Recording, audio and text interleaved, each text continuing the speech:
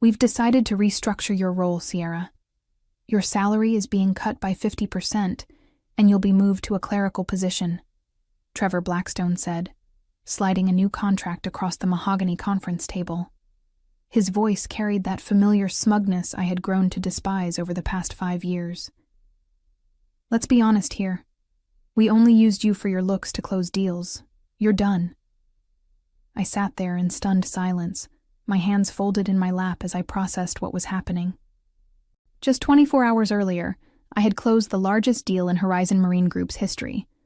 A $1.3 billion contract for 4 custom mega yachts with the Al Rashid Investment Group. The champagne from our supposed celebration dinner still felt fresh on my lips. And now this. My name is Sierra Donovan. I'm 37 years old, and I've dedicated the last 5 years of my life to making Horizon Marine Group the premier luxury yacht manufacturer on the East Coast. I specialized in ultra-luxury yacht sales to high-net-worth international clients, building relationships that took years to cultivate. My office overlooked Boston Harbor, and every morning I watched the sunrise paint the water golden while I prepared for another day of closing million-dollar deals. The Al Rashid contract wasn't just any deal. It was a testament to everything I had worked toward. 4 custom mega yachts, each one a floating palace designed specifically for the client's vision. The negotiation process had taken 18 months, countless trips to Dubai and London, and more late-night phone calls than I could count. But I had made it happen, securing not just the initial sale, but ongoing maintenance contracts and potential future builds that could reach another $1 billion in revenue. I don't understand, I finally managed to say, my voice steady despite the fire building in my chest. This contract represents the biggest success in company history. My commission alone should be... Trevor cut me off with a dismissive wave of his hand. Commission? You think you deserve commission for batting your eyelashes and looking pretty in meetings? Please. The real work was done by our design team and engineers. You were just the pretty face we put in front of rich clients. The other executives around the table, men I had considered colleagues, even friends, avoided my gaze. Some stared at their phones, others shuffled papers, but none of them spoke up.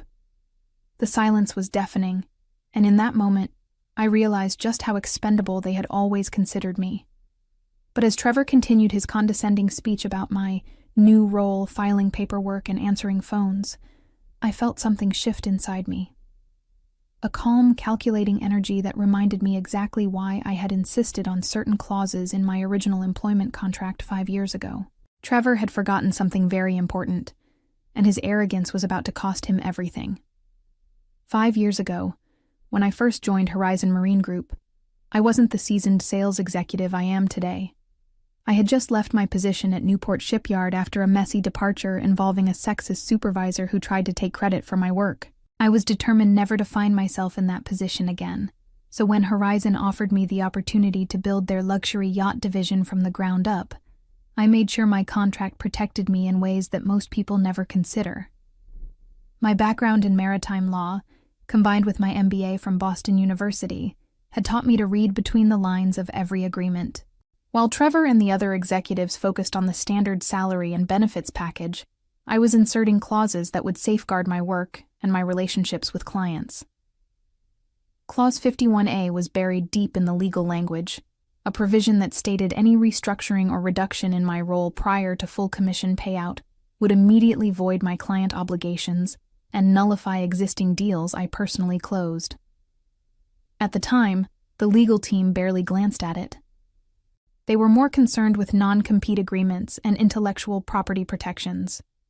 But I knew that in the yacht industry, relationships were everything, and I wanted insurance that my work couldn't be stolen from under me. Those first 2 years at Horizon were challenging. I was building a client base from scratch, attending boat shows from Miami to Monaco, networking at exclusive events where a single conversation could lead to a $50 million sale. I learned to speak the language of the ultra-wealthy, understanding their desires for privacy, luxury, and exclusivity. My clients weren't just buying yachts, they were investing in floating status symbols that reflected their success and sophistication. Trevor had been different then. Or perhaps I had been too naive to see his true nature. He seemed supportive of my efforts, even impressed by my early successes. The first major deal I closed was a $40 million yacht for a tech entrepreneur from Seattle. Trevor took me out for dinner to celebrate, telling me I had a bright future at the company. I should have recognized the patronizing undertone, but I was too focused on proving myself. Over the years, my client relationships deepened. The Al-Rashid family became more than just customers. They trusted my expertise and valued my judgment. When they mentioned wanting to expand their fleet, I spent months crafting a proposal that would exceed their expectations. The 4 megayachts weren't just purchases. They were investments in a long-term partnership that could span decades. But as my success grew, so did the resentment from my male colleagues. They began questioning my methods, suggesting that my results were somehow less legitimate because of my gender. The whispers started small: comments about my wardrobe choices, speculation about my client relationships, implications that my success was based on anything other than my skill and hard work. I had tried to ignore the toxic culture brewing at Horizon, focusing instead on my clients and my sales numbers. But sitting in that conference room, listening to Trevor's cruel dismissal of my achievements, I realized that my patience had finally reached its limit. The moment Trevor finished his humiliating speech about my new role, I calmly reached for my phone.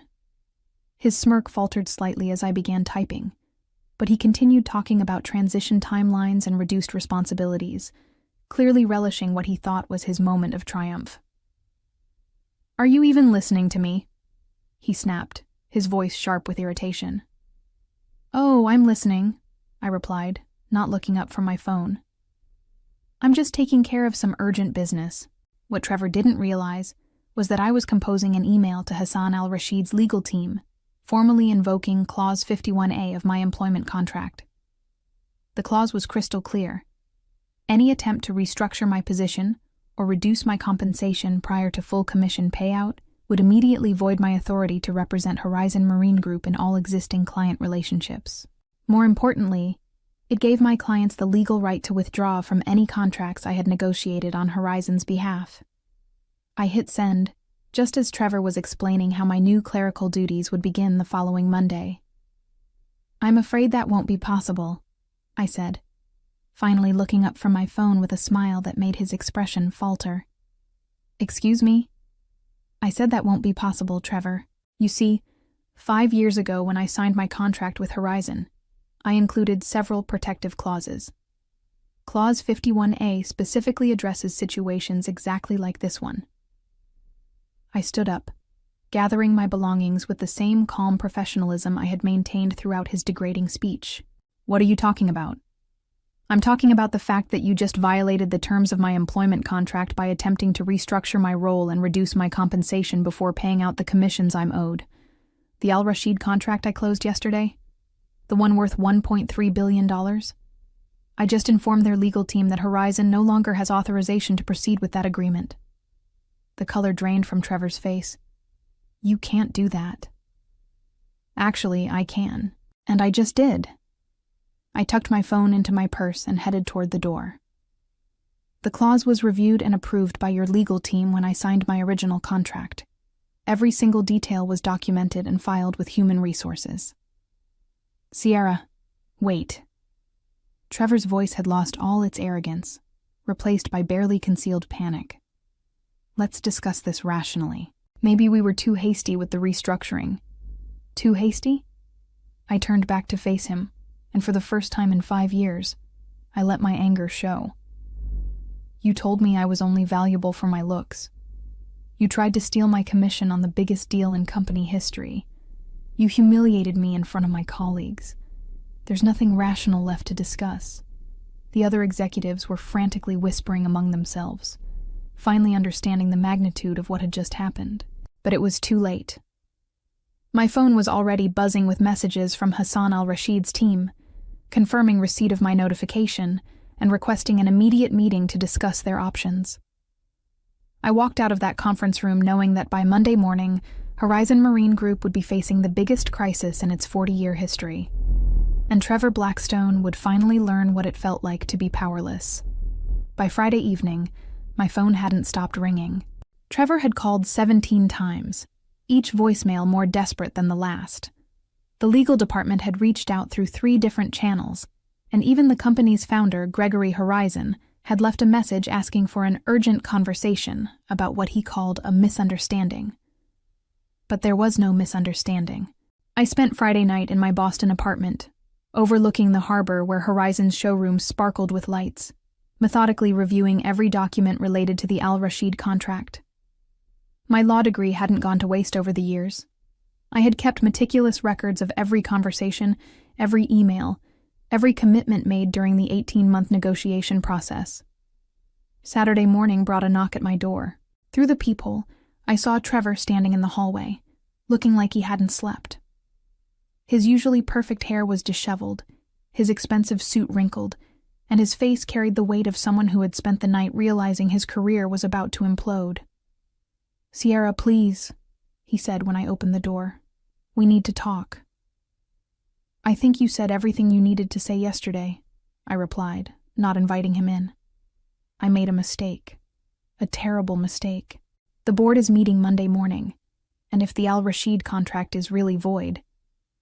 He ran his hands through his hair, a gesture that would have seemed vulnerable if I hadn't known him for 5 years. The company could face bankruptcy. 40 years of business, hundreds of employees. Interesting that you're suddenly concerned about other people's livelihoods. I leaned against my doorframe, studying his panicked expression. Yesterday you were quite comfortable destroying mine. I was wrong. Completely wrong. Your work on the Al-Rashid account was brilliant. The entire strategy, the relationship building, everything. I let my ego get in the way, and I said things that were inexcusable. He paused, clearly struggling with words that felt foreign in his mouth. "I'm sorry, Sierra. Truly sorry." For a moment, I almost felt sorry for him. Trevor looked genuinely devastated, and despite everything, I had spent 5 years working alongside him. But then I remembered his words from the conference room, the smugness in his voice when he told me I was only valuable for my looks, and my resolve hardened. "Your apology doesn't change what you revealed about yourself and this company," I said quietly. "For 5 years I built relationships, closed deals, and generated millions in revenue. And the moment I achieved something truly extraordinary, you tried to steal the credit and reduce me to a secretary. The board will reinstate your position, your full salary, your commission, everything. We can fix this." I shook my head. "You can't fix trust, Trevor. You can't fix the fact that you showed me exactly how expendable you consider me to be. And you certainly can't fix the legal consequences of violating my contract." As if on cue, my phone buzzed with a text message from Hassan al-Rashid himself. "Emergency meeting requested for Monday 9 a.m. Dubai time. Contract status requires immediate clarification." "That's my client," I said, showing Trevor the message. "He's requesting clarification about the contract status. By Monday morning, Horizon's biggest deal in company history will officially be canceled, and there's nothing you can do to stop it." Trevor's face went pale. "Sierra, please, think about this rationally. You're not just hurting me. You're destroying the livelihoods of innocent people." "I am thinking rationally," I replied. "I'm thinking about a woman who spent 18 months of her life building something extraordinary, only to be told she was worthless the moment she succeeded. I'm thinking about every other woman who might walk into that conference room after me and face the same humiliation." I stepped back and began closing the door. "Goodbye, Trevor. I'll be watching the news Monday morning to see how the board explains losing $1.3 billion to their shareholders." The door clicked shut, leaving Trevor standing alone in the hallway with the weight of his company's future pressing down on his shoulders. Sunday arrived with an unexpected call from Hassan al-Rashid himself. It was 6 a.m. Boston time, which meant it was already afternoon in Dubai. I had been expecting this conversation, but hearing Hassan's familiar voice still sent a jolt of nervous energy through me. "Sierra, my friend," he said, his English carrying that slight accent that had become so familiar over our 18 months of negotiations. "I received some very concerning communications from your legal department yesterday." "Hassan," I replied, settling into my kitchen chair with a cup of coffee. "I imagine you have questions about the contract status." "Indeed I do. Your message mentioned that Horizon Marine Group no longer has authorization to proceed with our agreement. This is unexpected, given our celebration just 3 days ago." I took a deep breath, knowing that this conversation would determine not just my future, but Hassan's opinion of my professional integrity. "Hassan, I need to share something with you about what happened after our deal was finalized." I explained the entire situation. Trevor's demotion, the salary cut, his degrading comments, and the legal clause that gave me the right to void client contracts under these circumstances. Hassan listened without interruption, and I could almost feel his growing anger through the phone. "This Trevor Blackstone," Hassan said when I finished, his voice tight with controlled fury. "He said you were only valuable for your appearance?" Those were his exact words. A long pause followed. Hassan al-Rashid was a traditional businessman who valued respect and honor above all else. In our 18 months of working together, he had always treated me as an equal, valuing my expertise and judgment. To learn that my own company had disrespected me in such a fundamental way would be deeply offensive to him. "Sierra," he said finally, "in our culture, we have a saying. The tree that bears the most fruit is the one they throw stones at. You have been throwing fruit to ungrateful people. Hassan, I want you to know that this situation doesn't reflect on the quality of the yachts or the design team at Horizon. The product itself is still exceptional." "No," he interrupted firmly. "You misunderstand. I am not concerned about the yachts. Yachts can be built by many companies, but finding someone with your integrity, your vision, your understanding of what we require, this is rare." My heart began racing as I sensed where this conversation was heading. "I have a proposition for you," Hassan continued. "The Al-Rashid Group has been considering establishing our own marine consulting division.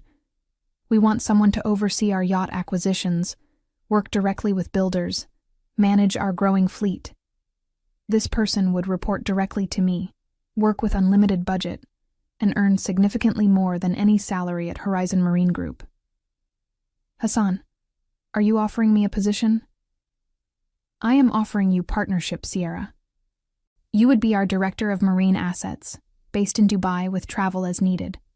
Your first project would be overseeing the construction of our 4 yachts, not with Horizon, but with whichever builder you recommend. Complete authority, complete trust." The irony was stunning. In trying to diminish my value, Trevor had inadvertently driven my most important client directly to me. Hassan wasn't just rescuing me from a toxic situation. He was offering me the career opportunity of a lifetime. "The salary would be 3 times what you earned at Horizon," he added, "plus equity in our marine division, plus bonuses tied to fleet value appreciation. Are you interested in discussing details?" I looked out my window at Boston Harbor, where Horizon's facility glowed in the morning sun, and smiled. "Hassan, I'm very interested." "Excellent. Can you be in Dubai by Wednesday? We have much to plan." As I hung up the phone, I realized that Trevor's attempt to destroy my career had instead launched me into something far beyond what I had ever imagined possible. Monday morning arrived with all the drama I had anticipated. I woke up to 17 missed calls and 43 unread emails, most from Horizon Marine Group in various states of panic. But the most interesting message was from Gregory Horizon himself, the company founder who rarely involved himself in day-to-day operations anymore. "Sierra," his voicemail began, "I've been briefed on the situation with Trevor and the Al-Rashid contract. I want you to know that his actions do not represent the values this company was built on. Please call me immediately. We need to discuss how to move forward." Instead of calling back, I got dressed in my best business suit and drove to Horizon's headquarters for what I knew would be the last time as an employee. The building that had been my second home for 5 years suddenly felt foreign, as if I were viewing it through the eyes of a stranger. The lobby was unusually quiet, with security guards stationed at the elevators. Clearly, management was expecting some kind of confrontation. I rode up to the executive floor, where the entire leadership team was gathered in the main conference room. Through the glass walls, I could see heated discussions taking place around multiple tables. Sierra. Gregory Horizon stood up the moment I entered the reception area. At 73, he was still an imposing figure, with silver hair and the kind of presence that commanded respect. Thank God you're here. We need to resolve this situation immediately. Mr. Horizon, I replied politely. I assume you've reviewed the details of my contract clause. I have. And I've also reviewed the circumstances that led to its activation.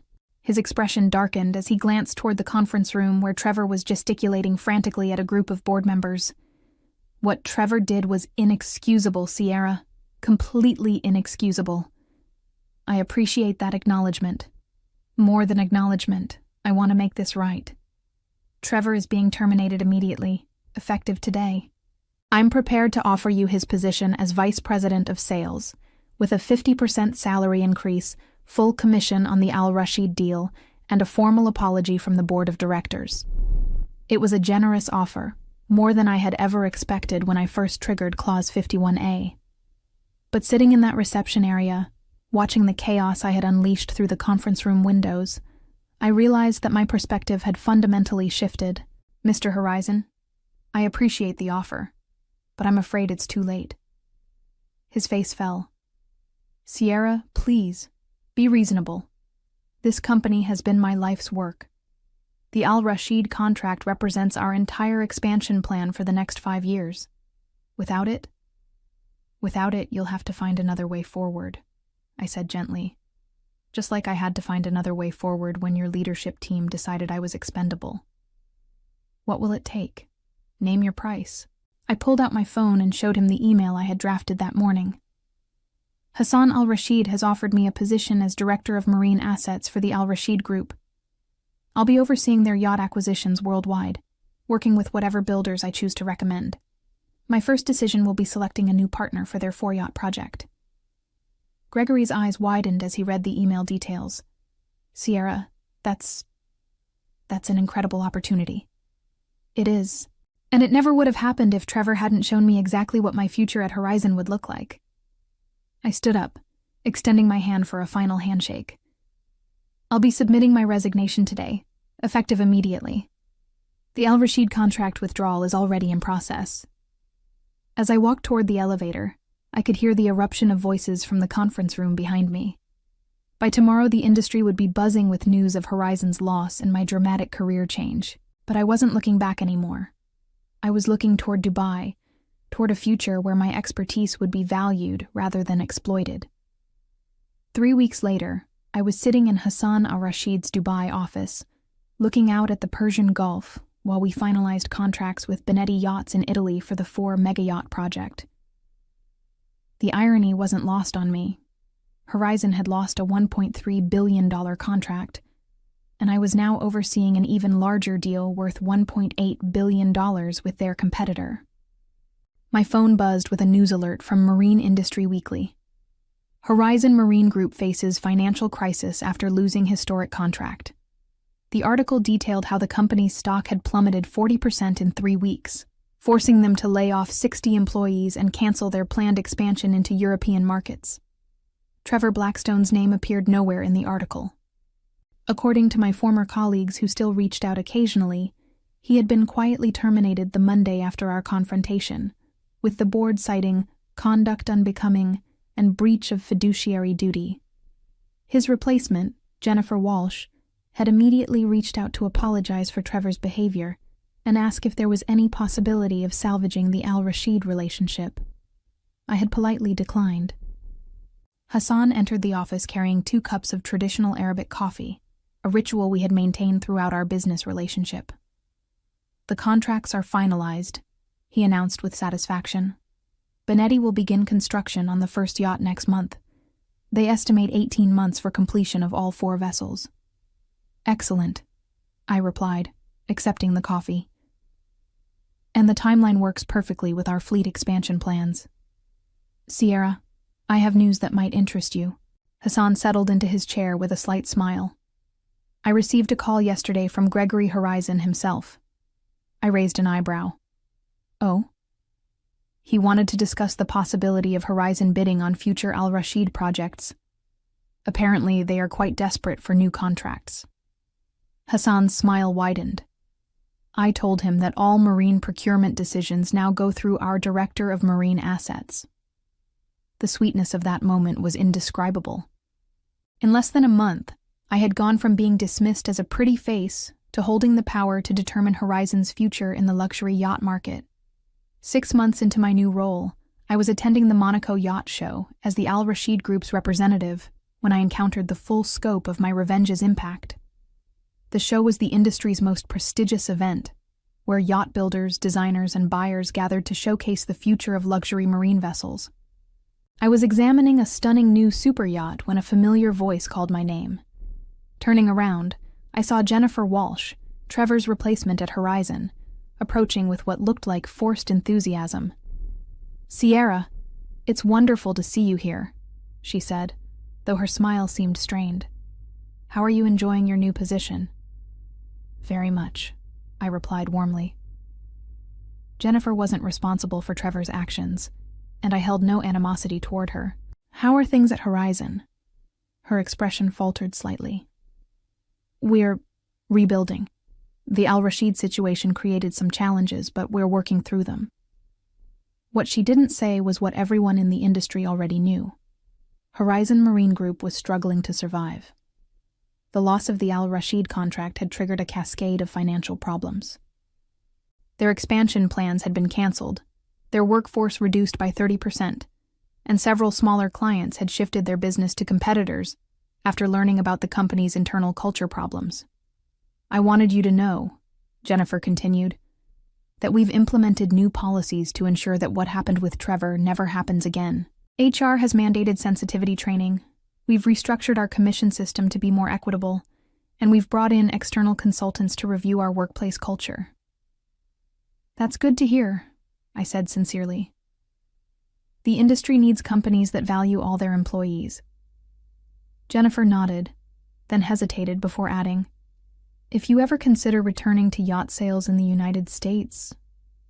I smiled politely, but said nothing. My future was no longer tied to companies that had to learn the hard way how to treat their people with respect.